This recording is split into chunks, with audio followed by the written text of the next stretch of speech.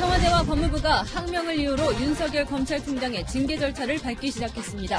조국 가족 비리와 청와대 선거 개입 의혹 등을 수사 중인 서울중앙지검의 수사부서도 대폭 축소하기로 했습니다. 단독 보도합니다. 청와대의 선거 개입 의혹을 수사 중인 검찰이 홍철호 울산시장 공약 등과 관련해 청와대 자치발전비서관실을 압수수색했습니다. 검찰 힘빼기 인사 논란에도 수사는 원칙대로 하겠다는 윤석열 총장의 의지가 담긴 것으로 보입니다. 조국 전 법무부 장관 일가 비리와 관련한 법원의 첫 판결이 나왔습니다. 법원은 조 전 장관 동생과 공모해 웅동중학교 교사 채용 비리에 가담한 공범 2명에게 죄질이 불량하다며 징역형을 선고했습니다. 그제 추락한 우크라이나 여객기가 이란 미사일 2발에 격추된 것으로 보이는 영상이 공개됐습니다. 이란 정부는 거대한 거짓말이라고 반박했습니다. 내일 오전 6시부터 저녁 9시까지 서울과 수도권, 충북 지역에 미세먼지 비상 저감 조치가 발령됩니다. 환경부는 대중교통 이용과 함께 마스크 착용을 당부했습니다.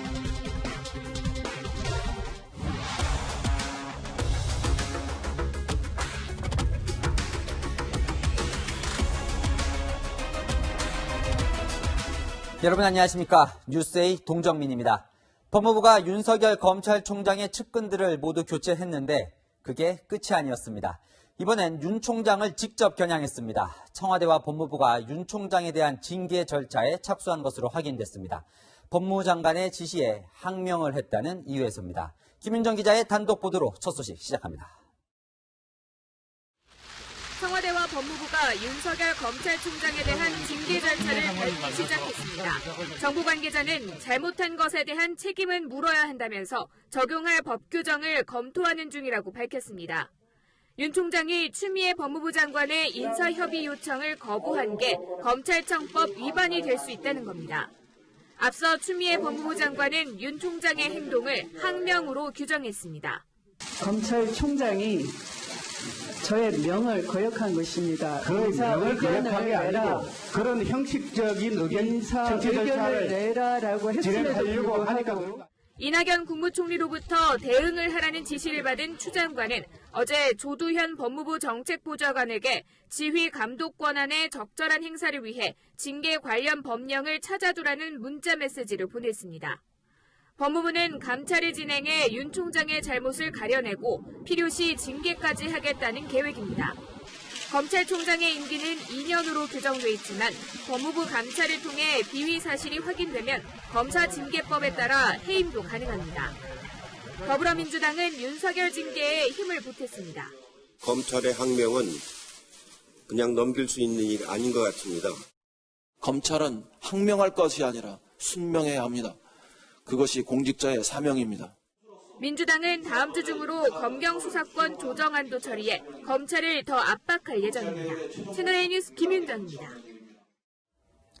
이뿐만이 아닙니다. 윤석열 검찰총장의 수사 지휘권도 대폭 제한됩니다.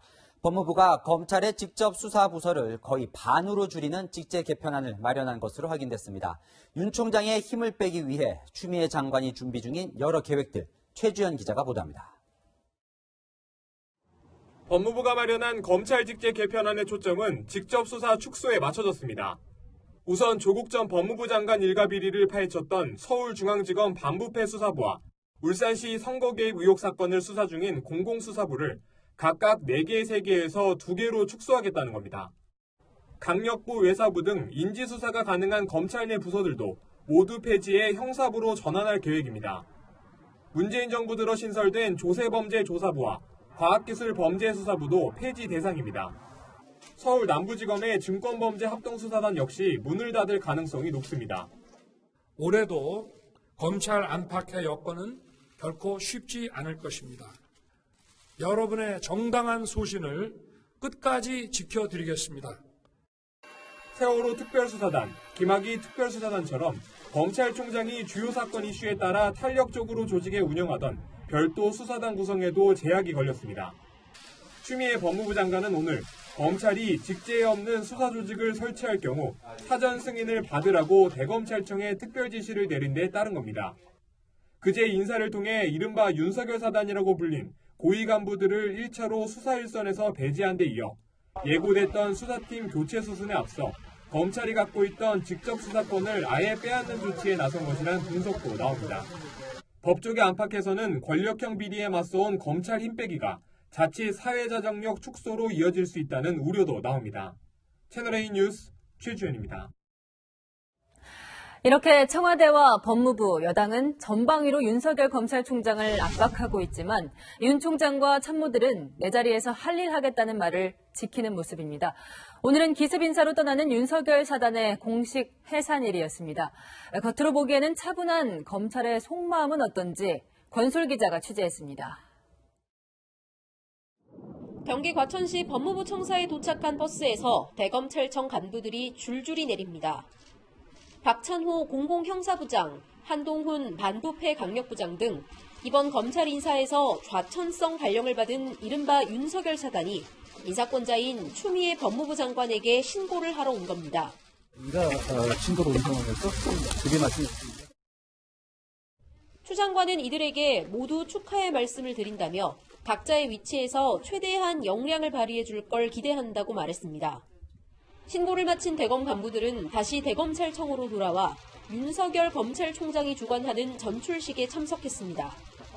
윤 총장은 비공개로 진행된 전출식에서 검사가 부임하는 임지는 중요하지 않은 곳이 한 군데도 없다며 진행 중인 중요 사건 수사와 공판의 연속성에 차질이 없게 해달라고 당부했습니다. 법무부가 윤 총장에 대한 징계 근거 검토에 나섰다는 소식에 검찰 내부 반발 기류는 커지고 있지만 공식 대응이나 집단 항명 등은 자제하는 분위기입니다. 검찰 관계자는 청와대가 반발을 유도하려는 더듬수를 두고 있다며 섣부른 반발은 정권과 대결 구도만 부각될 것이라고 말했습니다. 총선을 앞두고 윤 총장 찍어내기가 불러올 역풍을 고려해 징계 절차가 진행되기는 쉽지 않을 거란 관측도 나옵니다. 한편 대검 청사에는 검찰을 응원하는 시민이 보낸 꽃다발과 자양 강장음료 1000병이 선물로 배달돼 눈길을 끌었습니다.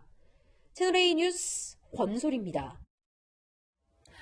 윤석열 검찰총장의 핵심 참모들은 오늘 뿔뿔이 흩어졌지만 같은 날 검찰은 청와대 비서관실을 압수수색했습니다. 현 정권의 선거 개입 의혹 수사를 놓지 않겠다는 의지를 보인 거죠.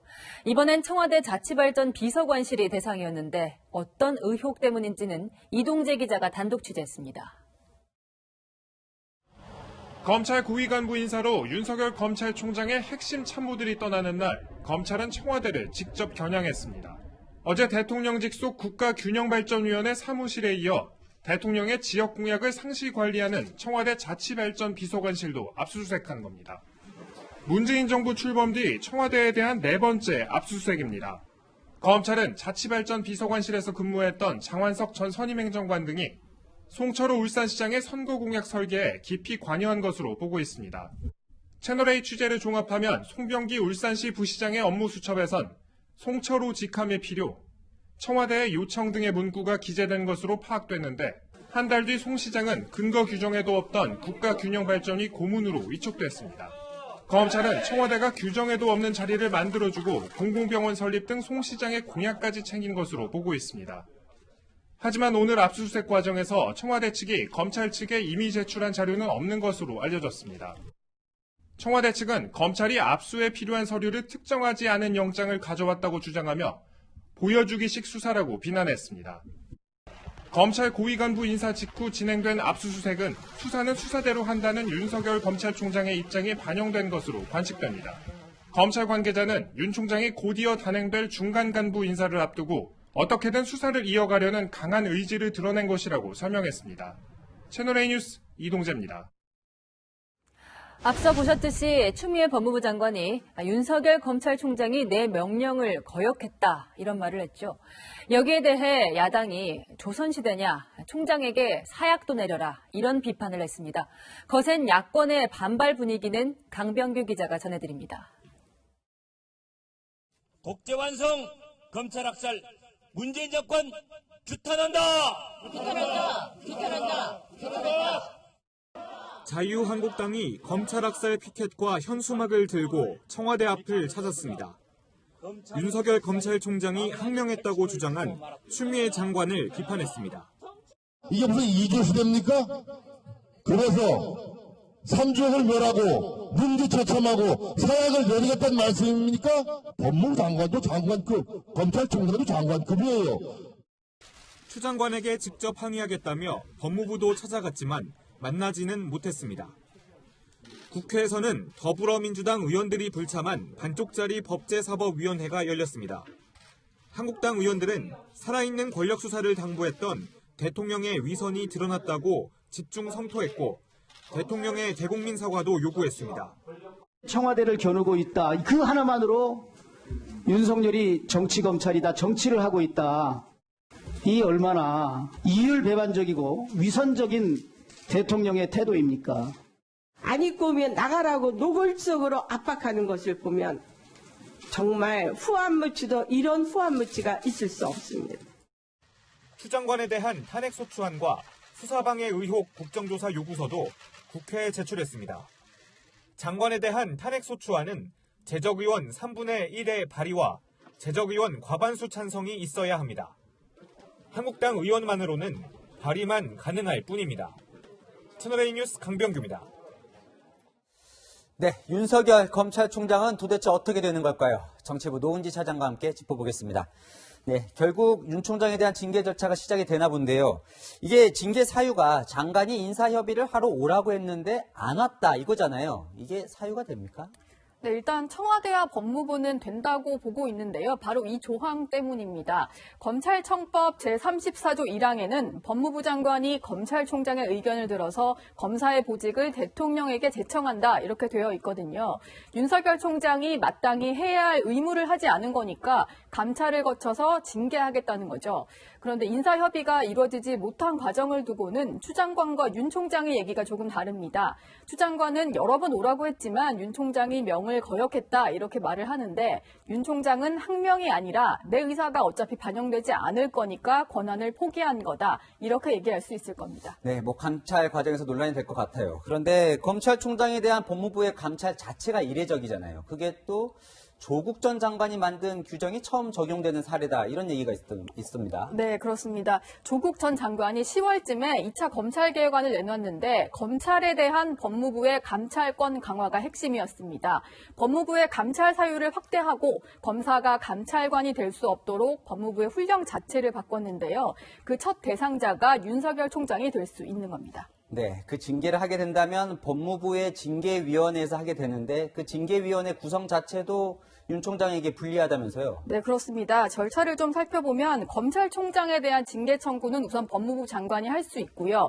징계 혐의자의 경우에 장관이 직무 집행정지도 명할 수 있는데 징계위 인적 구성 역시 윤 총장에게 불리한 구조입니다. 한번 살펴보면요. 징계위원회는 장관이 우선 위원장을 맡고 차관과 검사 2명 그리고 외부인 3명 등 모두 7명으로 구성이 됩니다. 그런데 이 가운데 검사 2명을 이번에 장관이 새롭게 임명을 할 수 있거든요. 과반수인 4명 이상이 장관 쪽 사람이 되는 건데 결국 장관의 의중대로 결론이 날 가능성이 높습니다. 네, 사실 가장 궁금한 것이기도 한데 노 차장이 좀 취재를 해봤을 테니까 청와대와 여당의 기류는 진짜 어떤 겁니까? 윤석열 총장 해임까지 할 생각이 있는 건가요? 일단은 문자 한 통을 좀 보면 좋을 것 같은데 추 장관이 이낙연 총리의 지시를 받은 뒤에 자신의 장관 정책보좌관에게 보낸 문자 다시 한번 보겠습니다. 그냥 둘 수 없지요라는 표현이 등장을 하는데요. 총리의 지시사안인 만큼 그냥 둘 수는 없으니까 징계 관련 법령을 찾아봐라. 대화가 이런 순서로 진행이 됩니다. 당정청이 일사불란하게 움직이고 있는 건데요. 당장의 목적은 자진 사퇴 압박으로 보입니다. 측근들은 모두 좌천이 됐고 본인은 감찰까지 받게 된다면 못 버티고 나가지 않겠냐 이렇게 생각할 수 있지 않겠습니까? 그렇기 때문에 검찰 내부 기류를 조금 더 들어봤는데 아직은 윤 총장도 그렇고 좌천된 측근들도 그렇고요. 안 나가고 버틸 가능성이 높다고 합니다. 그렇게 되면 법무부가 가장 높은 단계의 징계인 해임을 결정해서 윤 총장을 강제로 내보낼 수도 있습니다. 그렇다면 이런 사실을 아는 윤 총장의 반격 카드는 아예 없는 건가요? 자유한국당이 추 장관에 대해서 이제 고발을 했으니까 수사에 착수할 수 없는 겁니까? 어떻습니까? 네, 일단은 오늘 이루어진 청와대 압수수색을 윤 총장의 반격 카드로 해석할 수 있을 텐데요. 아마 더 이상 쓸 수 있는 카드는 없을 겁니다. 추 장관의 직권남용 혐의에 대한 수사가 아무래도 중앙지검에 배당될 가능성이 높은데 새로 바뀐 중앙지검장을 임명한 게 바로 추 장관이다 보니까 윤 총장 입장에서는 불리한 상황입니다. 네, 지금까지 노은지 차장이었습니다. 이 와중에 조국 전 장관 일가 비리와 관련한 법원의 첫 판결이 나왔습니다. 조 전 장관 동생과 관련된 판결인데 우현기 기자가 결과를 알려드립니다. 조국 전 법무부 장관 일가가 운영하는 웅동중학교의 지난 2016년 교사 채용 공고입니다. 당시 학교법인 웅동학원 사무국장은 조 전 장관의 동생 조모 씨입니다. 조 씨의 공범 2명은 지난 2016년과 2017년 교사 채용 시험 문제와 답안을 건네고 지원자들 부모로부터 모두 2억 1천만 원을 챙긴 혐의로 기소됐습니다. 법원은 공범 2명에게 각각 징역 1년 6개월과 추징금 3,800만 원, 징역 1년과 추징금 2,500만 원을 선고했습니다. 조 전 장관의 동생에게 돈을 전달한 혐의도 인정됐습니다. 조 전 장관 일가 수사가 시작된 뒤 관련 사건들 가운데 처음 내려진 1심 판결입니다. 재판부는 피고인들이 사학에 주어진 자율성을 악용해 교직을 상품으로 전락시켰다며 교직을 매매하는 범죄에 가담해 죄질이 무거운 점을 감안해 실형을 선고한다고 밝혔습니다. 채용 비리가 불거지자 공범 1명이 조 전 장관 동생의 지시를 받아 다른 공범을 필리핀으로 도피하게 했다는 혐의도 유죄로 인정됐습니다. 웅동학원 채용 비리 사건의 주범으로 지목된 조 전 장관의 동생에 대한 첫 재판은 오는 20일 열립니다. 조 전 장관 동생은 채용 비리 혐의 가운데 일부만 인정하는 것으로 알려졌습니다. 채널A 뉴스 우현기입니다.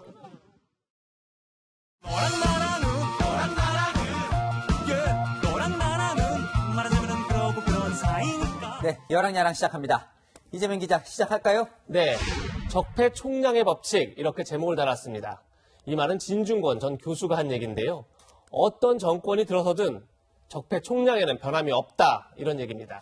그러니까 적폐 청산을 내세웠던 현 정부도 적폐다 뭐 이런 비판인 거네요. 맞습니다. 지난 정부의 적폐가 사라진 자리에 현 정부의 적폐가 자리 잡았다 이런 얘기인데요. 특히 살아있는 권력을 수사하는 검찰을 힘으로 제압하는 방식이 무척 비슷합니다. 그래도 박근혜 정권은 혼외자라거나 보고 의무 위반이라는 꼬투리라도 잡고 내쫓고 자천을 시켰지만 지금 문재인 정권은 안 입고 오면 나가라고 노골적으로 압박하는 것을 보면 정말 후안무치도 이런 후안무치가 네, 뭐 현 정부를 비판한 건데 저건 무슨 얘기인가요? 박근혜 정권은 꼬투리라도 잡아서 좌천을 시켰다. 예, 네. 박근혜 정부 첫 해 국정원 댓글 사건을 기억하실 겁니다. 그때도 검찰이 전방위 수사에 나서자 정권이 움직입니다. 지금처럼 검찰총장을 정조준한 겁니다.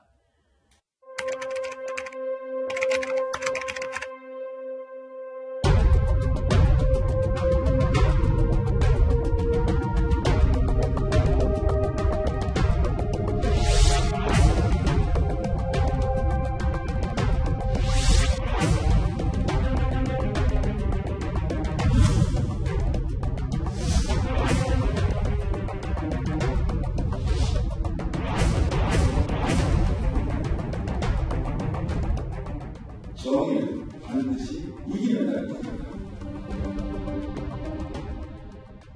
네, 그러니까 지금 윤석열 총장의 처지가 박근혜 정부가 쫓아냈던 최동욱 당시 총장 처지와 비슷하다 이런 얘기네요. 맞습니다. 그런데 한 가지 다른 점을 발견했습니다. 지난 정권 때는 검찰총장을 먼저 쳤습니다. 그러자 검찰이 집단 반발을 합니다. 심지어 당시 대검 감찰과장은 용기 없는 못난 장관에게 내 자리를 애원할 수는 없다. 차라리 최동욱의 호위 무사였다는 긍지로 살아가는 게 낫다. 이런 말까지 남기면서 사표를 썼습니다. 당시 예상을 뛰어넘는 검찰의 집단 움직임에 청와대와 여당은 당황했습니다. 네, 당시 호위무사라는 이 단어가 상당히 유행했었던 기억이 납니다. 그런데 이번에는 검사들의 뭐 집단 반발이 있다 이런 이야기는 아직 들리지 않고 있어요. 예, 이번에는 다른 점이 있죠. 윤석열 총장의 참모들을 먼저 몰아냈습니다. 그 다음에 윤 총장을 겨냥하고 있는 건데 윤 총장이 고리모은 상태에 빠진 다음에 밀어내기를 그런 당하는 모습입니다. 검찰총장이 저의 명을 거역한 것입니다. 검찰의 항명은 그냥 넘길 수 있는 일이 아닌 것 같습니다. 검찰은 항명할 것이 아니라 순명해야 합니다. 공분을 망각한 채 사실상 항명을 한 것입니다. 어제 오늘 여권은 윤석열 밀어내기에 총력을 다하고 있는데요. 7년 전 최동욱 총장 때와는 완전히 다른 모습입니다. 최동욱 총장에 대해서 그런 혼외자 문제가 명확히 드러나지 않다 보니 국민들 사이에서는 이게 공포정치 아니냐, 박근혜 대통령한테 비판하면 없던 자식, 모르던 자식도 생겨나겠구나, 이런 얘기를 농담삼아 합니다. 시중에. 네, 이제 결과가 궁금합니다. 최동욱 전 총장은 당시 감찰을 받게 되니까 사표를 냈어요. 윤석열 검찰총장도 지금 앞서 리포트를 보면 곧 감찰을 받게 될 것 같은 분위기잖아요. 어떨까요? 예, 일단은 버티겠지만 실제 상황은 지켜봐야겠죠. 다만 하나 참고할 수 있는 자료가 있습니다. 현재 모든 상황을 예측해 놓은 바로 조국 전 장관의 트위터입니다. 먼저 윤석열 찍어내기의 의미를 해설해주고 있습니다. 수사를 제대로 하면 청와대가 어떻게든 잘라낸다는 겁니다. 이어 현재 여권이 몰아붙이고 있는 항명에 대해 명쾌하게 정의해주고 있습니다. 상관의 불법, 부당행위에 따르지 않는 건 항명이 아니라 공직자의 의무라는 겁니다. 그럼 윤 총장은 어떤 선택을 할까요? 더럽고 치사해도 버틸 가능성이 있습니다. 네, 이게 참 워낙 초유의 일이라서요. 이번 항명파동, 그러면 윤석열 찍어내기, 이걸로 끝이 날 가능성이 커 보입니까?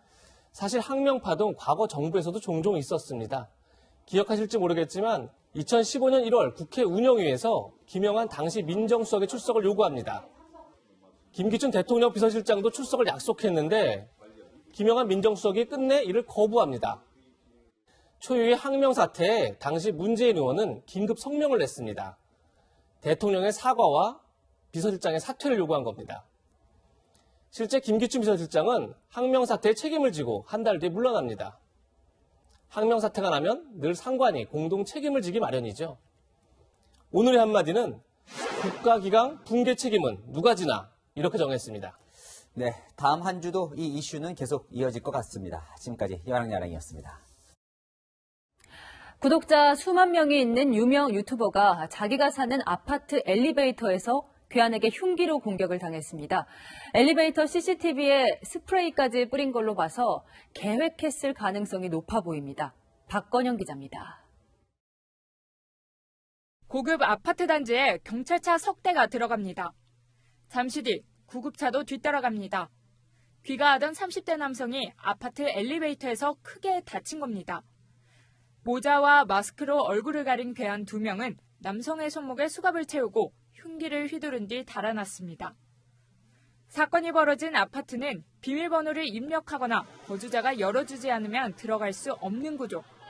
경찰은 계획 범행 가능성에 무게를 두고 용의자를 쫓고 있습니다. 범행 직전 용의자들은 엘리베이터 CCTV 렌즈에 스프레이를 뿌렸습니다. 경찰은 범행 장면이 담긴 화면에서 용의자들을 특정하진 못한 것으로 알려졌습니다. 용의자들은 사전에 CCTV 위치를 파악하고 미리 흉기와 수갑까지 준비하는 등 치밀하게 범행을 계획한 것으로 알려졌습니다. 동선도 파악하고 시간도 알았기 때문에 계획적인 범행이 되는 거예요. 피습당한 남성은 구독자 수만 명을 보유한 개인 인터넷 방송 운영자로 가상화폐 투자와 관련된 내용을 주로 방송하고 있습니다. 부인의 신고로 곧바로 병원에 옮겨진 피해 남성은 다행히도 생명엔 지장이 없는 것으로 알려졌습니다. 남성은 수사당국에 신변보호 요청을 하고 안정을 취하고 있습니다. 경찰은 괴한 2명의 행방을 추적하는 한편 피해자가 안정을 되찾는 대로 원한관계 등이 있는지 수사를 진행할 방침입니다. 채널A 뉴스 박건영입니다. 대학 캠퍼스에 정부를 비판하는 대자보를 붙인 남성이 범법자가 될 처지에 놓였습니다. 심지어 학교 측은 처벌도 원하지 않았다는데 경찰이 무단 침입했다고 본 겁니다. 김태형 기자입니다. 지난해 11월 단국대학교 천안 캠퍼스에 붙은 대자보입니다. 우리나라가 중국 식민지가 될 준비를 마쳤다며 무릎 꿇은 문재인 대통령 사진과 함께 정부를 비판하는 글을 담고 있습니다. 대자보는 이곳 대학 인문대 벽과 학생회관 등 대학 건물 4곳에 2장씩 모두 8장이 붙어 있었습니다. 학교 측은 대자보를 떼지 않고 경찰에 알렸습니다. 지난해 9월에도 정부를 비판하는 대자보가 붙은 데다 비슷한 일이 생기면 연락해달라는 요청이 있었기 때문입니다. 연락을 달라고 이렇게 말씀을 하고 가셔서 학생팀에서는 연락을 다시 한 거죠. 입장이 좀 난처하게 됐어요, 사실. 처벌까지는 원하지 않았다는 겁니다. 하지만 경찰은 대자보를 붙인 25살 김모 씨를 기소 의견으로 검찰에 넘겼습니다. 적용한 혐의는 대자보와는 다소 거리가 있는 건조물 침입죄입니다. 통상적인 목적이 아닌 다른 어떤 사유로 들어가는 경우에는 건조물 침입이 인정되는 경우도 있어요. 검찰도 김 씨를 벌금 100만 원에 약식 기소했습니다. 정부 비판하는 것만 하니까 바로 이렇게 처벌을 해버리니까 많이 저는 억울하죠. 단국대 학생들도 대학 내 표현의 자유가 침해됐다며 우려를 나타냅니다. 단지 대자보를 붙여서 자기 생각을 표현했던 이유만으로 이렇게 뭔가 무리하게 기소를 했다. 이거는 조금 아니라고 생각합니다. 대학 캠퍼스에는 다양한 사람이 제약 없이 드나들지만 유독 대자보를 붙인 사람만 무단 침입으로 처벌하는 것이어서 논란은 계속될 전망입니다. 채널A 뉴스 김태형입니다. 성매매 혐의로 구속될 뻔했다가 위기를 넘겼던 가수 승리에 대해 검찰이 다시 영장을 청구했습니다. 이번엔 미국 카지노에서 상습 도박을 한 내용 등을 추가했습니다. 공태현 기자입니다. 8개월 전 가수 승리는 한 차례 구속위기를 넘겼습니다. 성매수와 성매매 알선, 성폭력 처벌법 위반 등의 혐의로 청구된 구속영장을 법원이 기각한 겁니다. 직접 성매매한 거 정말 부인하십니까? 구속영장 신청이 지나쳤다고 생각하십니까? 하지만 경찰에서 사건을 넘겨받은 검찰은 8개월 만에 구속영장을 재청구했습니다. 구속영장에 적힌 승리의 혐의는 상습 도박과 외국 환거래법 위반이 추가돼 총 7개로 늘어났습니다. 지난 2013년 미국 라스베이거스 호텔 카지노 등에서 수차례 도박을 하고 도박 자금으로 빌려 쓴 달러화를 국내에서 원화로 갚는 환치기를 한 혐의입니다. 당시 승리는 카지노 출입 사실은 인정했지만 상습 도박이나 환치기를 하지는 않았다고 혐의를 부인했고 경찰은 환치기 혐의에 대해 불기소 의견으로 사건을 검찰에 넘겼습니다. 검찰은 구속영장 재청구에 앞서 승리를 2차례 불러 보강조사를 벌였습니다. 8개월 전 기각된 구속영장을 재청구한 걸 두고 법원이 구속 필요성을 인정할 만한 정황과 증거를 검찰이 확보한 것 아니냐는 관측도 나옵니다. 해외 투자자 성매매 알선과 승리 본인의 성매매 혐의, SNS 메신저로 여성의 알몸 사진을 전송한 혐의 등도 다시 한번 법원의 판단을 받게 됐습니다. 승리의 구속영장 심사는 오는 13일 서울중앙지법에서 열릴 예정입니다. 채널A 뉴스 공태현입니다.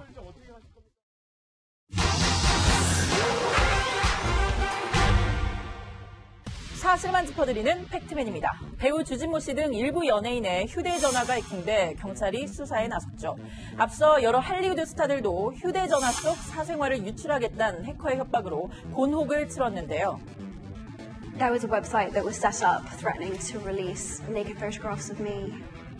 모든 개인정보가 담겨있는 휴대전화 해킹, 어떻게 이루어지고 어떻게 막을 수 있는지 따져보겠습니다.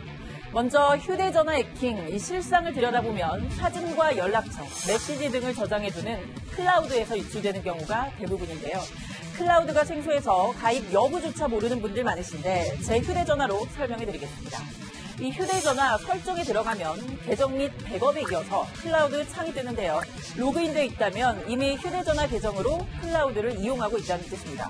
클라우드 이용자는 연동만 시키면 휴대전화, 태블릿 PC, 컴퓨터 등 어떤 기기로든 저장된 정보를 이용할 수 있는데요.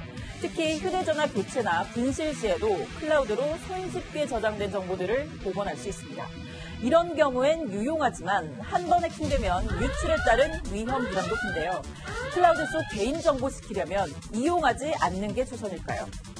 클라우드 서버는 해킹을 하는 것이 쉽지가 않아서요. 그냥 비밀번호를 잘 관리하지 못하거나 너무 약한 비밀번호를 사용했다거나 해서 이런 일들이 생기는 것으로 보는 것이 아이디와 비밀번호를 단순하게 하거나 모든 사이트에 똑같이 설정할 경우 해커가 클라우드에 접속해서 정보를 빼내기 쉽다는 겁니다. 결국 비밀번호 설정이 가장 중요한데 복잡하게 만드는 것보다 더 효율적인 방법이 있습니다. 규칙을 만들어서 사이트마다 비밀번호를 다르게 사용하는 것이 좋고요. 이중 보안 기능을 사용하시는 게 좋고요. 항상 최신 버전으로 업데이트해 두시는 게 중요합니다. 휴대전화 속 개인정보 지키기, 결국 비밀번호 보안 유지에 달렸습니다. 이상 팩트맨이었습니다. 이란과 미국의 충돌 2라운드가 본격화되고 있습니다. 그제 이란에서 이륙했다가 추락한 우크라이나 여객기, 이란은 기계의 결함 탓이라고 주장을 해왔는데 이렇게 이란 미사일에 격추되는 것으로 추정되는 영상이 새로 공개됐습니다. 정다은 기자입니다. 어두운 밤하늘에 섬광이 번쩍입니다. 곧이어 폭발음이 들립니다. 미국 언론은 이 영상이 미사일 격추를 증명하는 것이라며 공개했습니다. 지난 8일 오전 이란 테헤란 공항에서 이륙한 우크라이나 여객기가 약 2분 만에 교신이 끊어진 뒤 미사일 피격으로 추락했다는 겁니다. 아울러 미 언론은 당국자를 인용해 176명을 태운 여객기가 이란의 미사일 2발에 격추됐다고 설명했습니다. 트럼프 미 대통령도 미사일 격추설에 힘을 실었습니다. Somebody could have made a mistake. Some people say it was mechanical. I personally don't think that's even a question, personally. 의도적으로 격추한 것은 아니지만 우발적으로 벌어진 사고라는 겁니다. 여객기가 추락할 당시는 이란이 이라크 미군 기지를 향해 미사일 공격을 개시하고 5시간 가까이 지난 시점이었습니다. 63명의 희생자가 난 캐나다는 대놓고 이란을 지목했습니다. The evidence indicates that the plane was shot down by an Iranian surface-to-air missile. 이와 관련해 이란은 거대한 거짓말이라며 기계적 결함이 원인이라고 반박하고 있습니다. 하지만 논란이 커지자 이란은 뒤늦게 미국과 캐나다 등과 함께 사고 원인 조사에 착수하겠다고 밝혔습니다. 채널A 뉴스 정다은입니다. 무력 충돌은 피했지만 미국과 이란 양국의 불신은 여전히 살아있습니다. 트럼프 미 대통령은 강력한 제재를 공언한 지 하루 만에 추가 경제 제재를 단행했습니다. 이란 혁명 수비대도 이번 미군 기지 공습은 대미 작전의 시작에 불과하다고 경고했습니다. 워싱턴 김정한 특파원입니다. 올해 첫 대선 유세가 열린 미국 오하이오주. 트럼프 미국 대통령은 이란 군부 실세 솔레이마니 제거의 정당성을 재차 강조했습니다. Soleimani was actively planning new attacks, and he was looking very seriously at our embassies and not just the embassy in Baghdad. 그러면서 강력한 제재를 예고한 지 하루 만에 이란에 대한 추가 경제 제재를 단행했습니다. They will not have nuclear weapons. You know, we've sanctioned the hell out of Iran. 교역과 금융, 물자 유입을 막는 혹독한 제재를 확대하고 이란을 돕는 업체와 개인까지 징벌하는 경제적 고통을 통해 이란의 핵 개발을 막겠다는 겁니다. 이란도 이라크 주둔 미군 기지 공습은 시작에 불과하다고 경고했습니다. سیلی ایران در واقع قرائت رمز عملیات بود. دی باید توسط هسته‌های مقاومت در منطقه انجام بشه که انجام خواهد شد. 아울러 미국이 반격했다면 48시간 안에 미국인 5,000명을 살해하는 작전을 수행했을 것이라고 주장했습니다. 이런 가운데 미군이 주둔하고 있는 이라크 알발라드 미군 공군 기지 인근에 로켓포 한 발이 떨어졌습니다. 이란이 보복의 종착점을 미군 철수라고 천명한 만큼 중동에서의 미국과 이란 갈등은 장기전에 돌입한 것으로 보입니다. 친이란, 이라크 민병대의 돌출 행동도 또 다른 변수가 될 수 있습니다. 워싱턴에서 채널A 뉴스 김정환입니다. 주한 이란 대사가 단교까지 언급할 정도로 이란은 호르무즈 해협 파병에 민감하게 반응하고 있습니다. 이에 우리 정부는 별도의 파병 대신 아덴만에 있는 청해부대의 작전 구역을 걸프만까지 확대하기로 했습니다. 유주은 기자가 보도합니다. 정부가 호르무즈 파병에 대해 답을 내놨습니다. 새로운 병력 투입이 아닌 아덴만에 있는 청해부대의 작전 구역을 호르무즈 해협과 걸프만까지 확대하는 방안입니다. 또 미군의 지휘를 받지 않고 단독으로 활동합니다. 파병하지 말라는 이란의 경고와 파병을 요청한 미국의 요구를 적절히 반영한 절충형으로 풀이됩니다. 외교부 고위 당국자는 오는 14일 폼페이오 국무장관에게 정부 입장을 전달할 것이라며 미국도 이런 형태를 꼭 싫어한다고 얘기할 수 없을 것 같다고 말했습니다. 하지만 미국이 절충형을 받아들일지는 미지수입니다. 어제 트럼프 대통령은 백악관을 방문한 정의용 국가안보실장에게 한국은 인도태평양 지역에서 가장 강력한 동맹이라며 파병을 우회적으로 압박했습니다. 트럼프 대통령을 만나고 돌아온 정 실장은 파병에 대해 묻자 말을 돌렸습니다. 호르무즈 파병 관련한 메시지가 있었나요? 트럼프 대통령과 잠깐 면담할 기회가 있었습니다. 마침 어제 그 만난 날이 2월 8일 김정은 국무위원장의 생일이었습니다.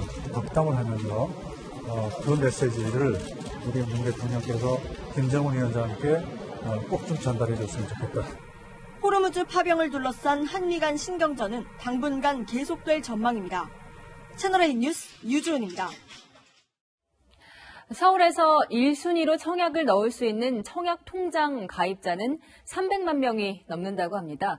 그래도 주변에 당첨되는 사람은 거의 보기 힘드시죠. 특히 가점을 받기 불리한 2030 세대는 더 어려운데 30대인 김남준 기자가 몇 가지 공략법을 알아봤습니다. 거리에서 만난 2030 세대들은 청약 통장은 만들었어도 청약 가점 기준은 잘 모르는 경우가 많았습니다. 어떤 조건들이 중요한지 알고 계세요? 무주택자에는 가산점이 있고 이 정도만 알고 있는데 정확하게는 제가 잘은 모릅니다. 무주택 기간이 몇 살부터 인정이 되는지에 대해서 들어보신 적이 있나요? 전 정확하게 잘 모르는데 한 20대 후반? 청약 1순위 조건을 갖춰도 경쟁률이 높으면 무주택 기간, 부양가족 수, 청약 통장 가입 기간으로 점수를 매긴 뒤 높은 순서로 당첨자를 정합니다. 무주택 기간은 만 30세가 되는 날부터 계산됩니다. 하지만 20대도 결혼하면 혼인 시점부터 무주택으로 인정받을 수 있어 결혼을 앞두고 있다면 혼인 신고부터 하는 것이 유리합니다. 20대도 결혼하면은 무주택 기간으로 인정받을 수 있다는 거를 처음 들어봤습니다. 1순위 조건은 일단 무주택 세대주라는 자격을 갖춰야 합니다. 또 일정 기간 청약받을 지역에서 거주해야 되는데 지금까지 최소 1년 이상 살면 됐지만 투기 과열 지구는 다음 달부터 2년 이상 거주해야 1순위 자격이 주어집니다. 청약에 불리한 2030 세대는 7년 이하 부부에게 제공되는 신혼부부 특별공급도 노릴 수 있습니다. 다만 집을 산 경력이 있으면 다시 무주택자가 되더라도 신혼부부 특별공급에서는 1순위를 받을 수 없어 주의해야 됩니다.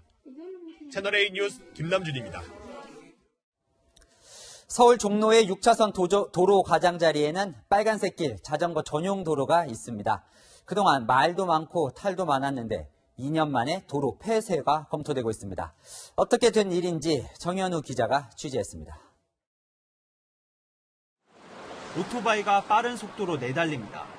자전거 전용 도로여서 빨간 칠까지 해놨지만 개의치 않습니다. 택시들은 이곳을 승객들의 승하차 장소로 이용합니다.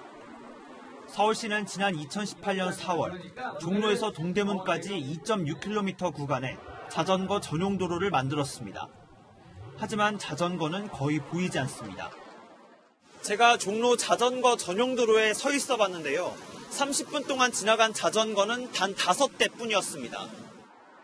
오히려 시민들은 교통 혼잡과 안전사고를 유발한다고 지적합니다. 당연히 불편하지. 자전거가 통행량이 얼마나 되는데. 필요한 사람은 좋을지 몰라도 나머지 일반 차량에 대해서는 차선이 하나 없어진다거나. 차가 막 밀고 그런다고 이게 없어. 뒤에서 막 빵빵거리고 밀고 그러는데. 오는 10월 청계천로에 왕복 자전거 전용 도로가 생기면 이용객은 더 줄어들 것으로 예상됩니다. 결국 서울시가 개선 방안을 찾기로 했습니다. 없을 필요는 없고요. 종합적으로 다시 이제 개선할 수 있는 계획을 검토한다고. 하지만 폐쇄하는 방안도 배제하지 않는 것으로 알려졌습니다. 50억 원 가까운 예산을 들여 만든 지 2년 반 만입니다. 사정이 이런데도 서울시는 자전거 전용 도로를 추가 조성하는데 84억 원의 세금을 투입합니다. 지난해 7월 콜롬비아 방문 당시 박원순 시장은 자전거 혁명을 일으키겠다 선언했지만 자전거 도로의 효용과 안전을 둘러싼 논란은 계속되고 있습니다. 채널A 뉴스 정현우입니다. 오늘 울산에서는 청와대 하명 수사 의혹과 관련된 인물들이 줄줄이 법정에 섰습니다. 김기현 전 울산시장의 동생을 고발했던 건설업자는 법정 구속이 됐고 김 전 시장을 수사했던 수사팀장도 실형이 선고됐습니다. 배유미 기자입니다. 목에 머플러를 두른 남성이 빠른 걸음으로 계단을 내려옵니다. 쏟아지는 취재진의 질문에도 묵묵부답입니다. 이 남성은 지난 2017년부터 황운하 당시 울산지방청장의 지시로 김기현 전 울산시장의 동생 고발 사건을 담당했던 수사팀장입니다. 이 팀장은 김 전 시장의 동생을 고발한 건설업자와 535차례나 전화를 주고받으며 수사 상황을 누설한 혐의를 받아왔습니다. 법원은 오늘 건설업자와 부적절한 관계를 유지하면서 직무상 비밀에 해당한 자료를 누설했다며 징역 10개월에 집행유예 2년을 선고했습니다. 다만 이 사건과 관련해 김 전 시장 측근들을 협박한 혐의에 대해서는 무죄가 선고됐습니다. 김 전 시장의 동생을 고발했던 건설업자는 징역 4년을 선고받고 법정 구속됐습니다. 이 건설업자는 아파트 건설 사업을 명목으로 여러 사람에게 50억 원을 가로챈 혐의를 받아왔습니다. 또 하명 수사 의혹이 촉발된 송병기 울산시 경제부 시장의 제보 문건에도 등장한 인물입니다. 채널A 뉴스 배유미입니다. 아들의 독립선언, 왕실이라면 스케일이 다릅니다. 영국 해리 왕자 부부가 독립선언을 했는데 뒷얘기까지 나왔습니다. 오늘의 세계 이상현 기자입니다. 할리우드 배우 메간 마클과 결혼해 화제를 모았던 영국 해리 왕자가 성명을 냈습니다. 왕실 가족의 일원에서 물러나 재정적으로 독립하고 영국과 북미를 오가며 시간을 보내겠다고 밝힌 겁니다. 그러면서 여왕과 영연방에 대한 의무는 지키겠다고 강조했습니다. I think Harry will always serve the Queen. He'll always serve his country, and now it's time for him to serve Archie and Meghan. 영국 언론은 이번 발표를 통해 형인 윌리엄 왕세손과 해리 왕자의 불화설이 사실로 드러났다고 보도했습니다. 산 정상에서 시뻘건 용암이 터져 나옵니다. 화산재 기둥은 3km 상공까지 솟구쳤습니다. 멕시코 푸에블라에 있는 포포카테페틀 화산이 분화했습니다. 다행히 인명피해는 없었습니다. 포포카테페틀 화산은 멕시코에서 가장 활발한 활화산으로 해마다 주기적으로 분화하고 있습니다. 물건 상자를 들고 매장을 빠져나가려는 한 남성. 손에서 상자를 놓지 않고 도주하려는 남성을 여직원이 온몸으로 막아냅니다. 결국 이 남성은 나동그라지고 맙니다. 그런데 해당 판매점은 여직원이 위험한 행동을 했다며 해고했습니다. 여직원은 다른 취업 제안을 받았다며 당시 행동을 후회하지 않는다고 밝혔습니다. 채널A 뉴스 이상현입니다. 남극에서 온 펭귄 크리에이터 펭수. 해가 지나도 인기를 더하고 있죠. 사람이 아닌 동물이 주는 힐링 포인트가 있는 걸까요? 극장가에서도 동물 영화들이 흥행입니다. 이현용 기자입니다.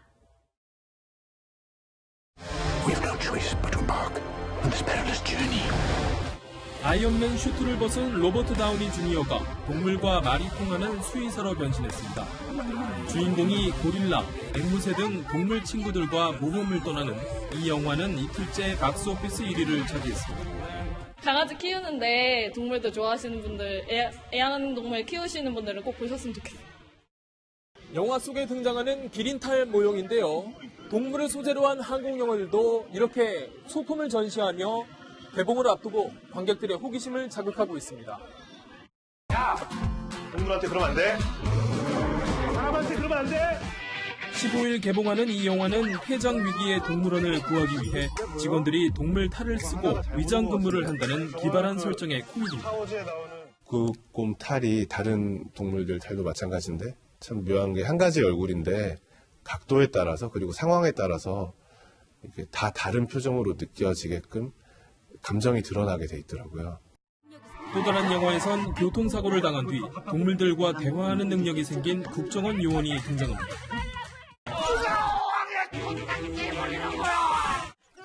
새해 극장가는 동물들이 대세.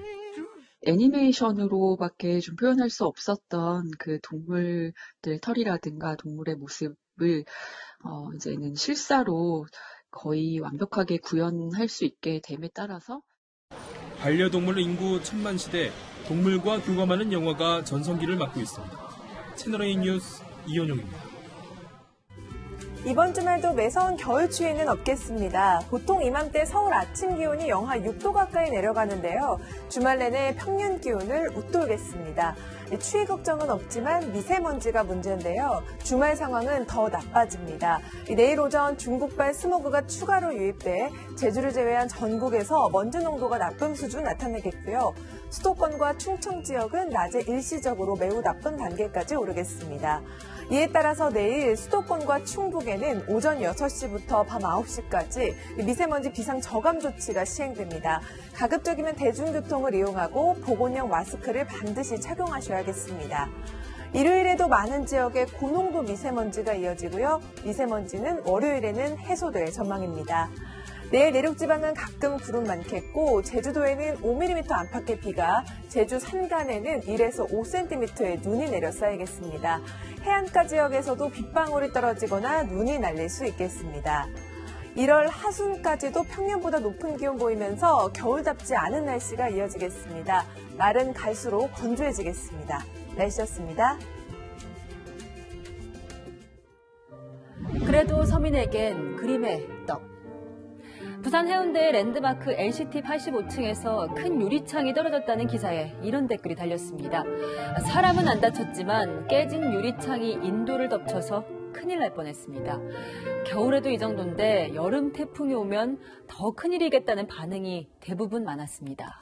유리창이 떨어져 차를 덮치고 공사 현장 구조물이 추락해 사람이 숨지고 LCT 안전사고가 이어지고 있는데요. 그래도 그 집에 살아서 부럽다는 일부 댓글들도 있습니다. 이 아파트는 분양 후 1억 원 이상 올랐습니다. 집값이 우리 행복에 너무 큰 비중을 차지하는 건 아닌지 안타까운데요. 그게 또 현실이네요. 내일도 뉴스데이입니다.